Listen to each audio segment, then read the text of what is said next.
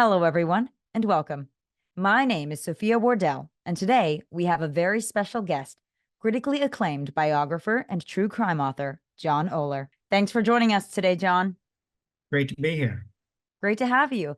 And today I want to discuss writing true crime with a law background like you have. So, how has your legal career, particularly your experience with high profile cases, influenced your approach to writing true crime?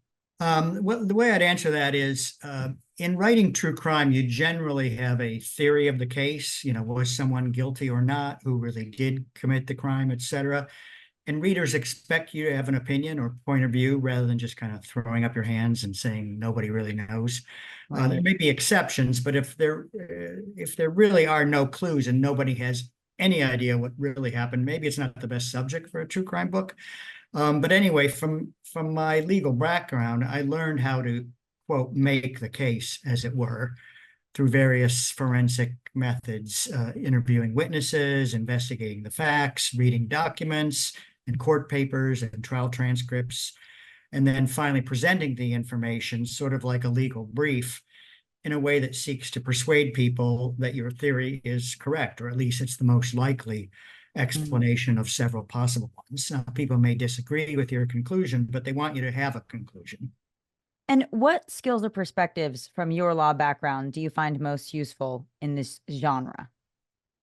I would say that my skills in interviewing and analyzing documents and writing, in a persuasive manner, they're all very similar to writing historical nonfiction. They're also similar to the skills I learned as a journalist many years ago. It's reporting, interviewing, fact gathering, fact checking, etc. They're very similar skills. Right. I imagine it's very hard for an author to write true crime coming from a non background like this. And I think it must help you a lot and give you a lot of inspiration as well. Um, and on the note of the legal accuracy, how do you ensure that the events you describe in your true crime narratives are accurate? Well, as with biographical or any historical writing, you strive for accuracy in much the same way. You review documents, you interview witnesses if people are still alive. And typically in a true crime book, not always, but typically if it's a crime in say the past 50 years, there will be people still living who you can interview. And so you hear what they have to say, but you don't just take what they have to say as gospel. You test it against documents written at the time, against other people's recollections.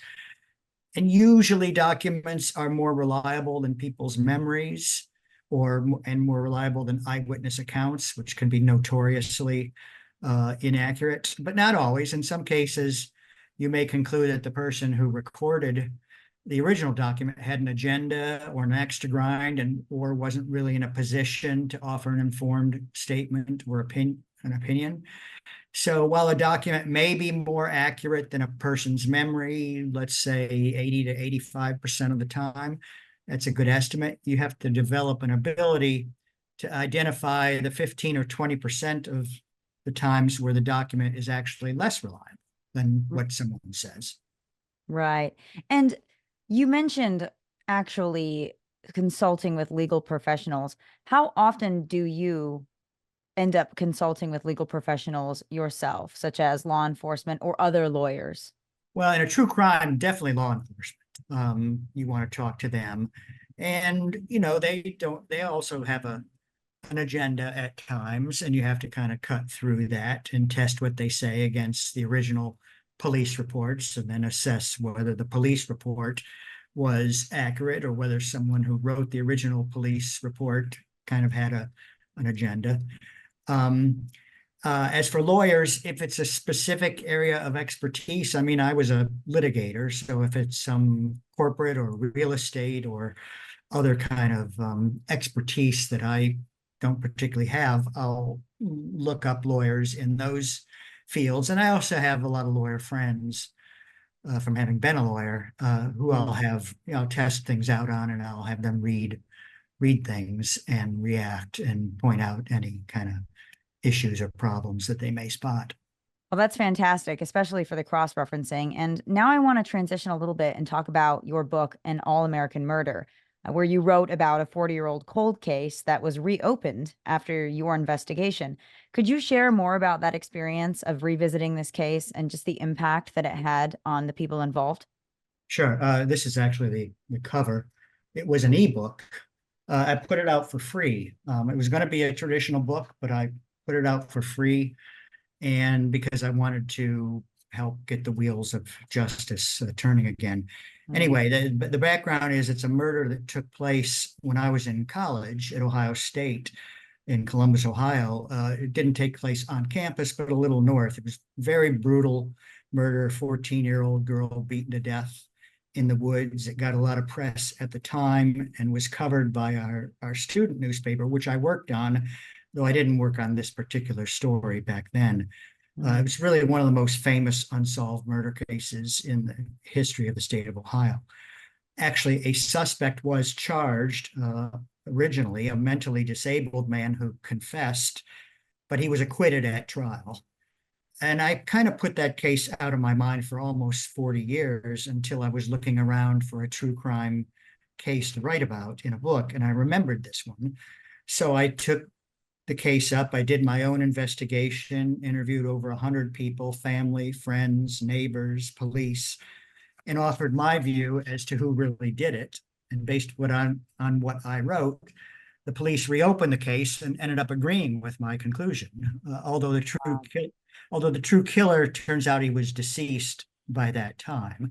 mm, So for the friends and family, it was sort of a bittersweet result. The killer was named, but never brought to justice in his lifetime. But it was mm. also kind of a cathartic experience for many, and brought a measure of closure to the family and friends that they thought would never happen after decades of inactivity in this cold case.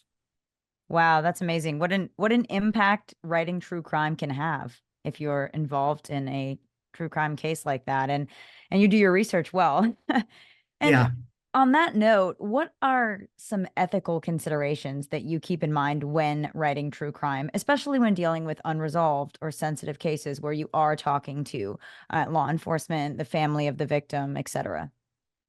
yeah, several things. The biggest is probably respecting people's privacy if that's what they want. Some people are willingly talk, regardless of the consequences to themselves or their reputations. They'll admit things that don't reflect necessarily well on them.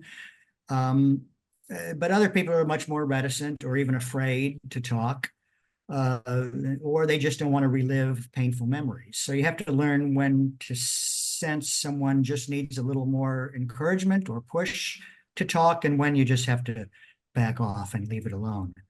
The other thing you have to be very careful about is dealing with, especially an unsolved case, with unsubstantiated rumors, and there's usually lots of them in a murder case, Mm, and being able to distinguish between fact, fiction, and what I call informed speculation. And of course, you have to be very careful in discussing living people who may have been or may still be suspects and conceivably could sue, if they feel they've been defamed or falsely accused. right. And of course, as they say, truth is always your best defense. Well, John, thank you so much. That was wonderful insight on writing true crime with a law background. Thank you. That's all the time we have for today. Thank you, everyone, for tuning in to today's interview with critically acclaimed biographer and true crime author, John Oller.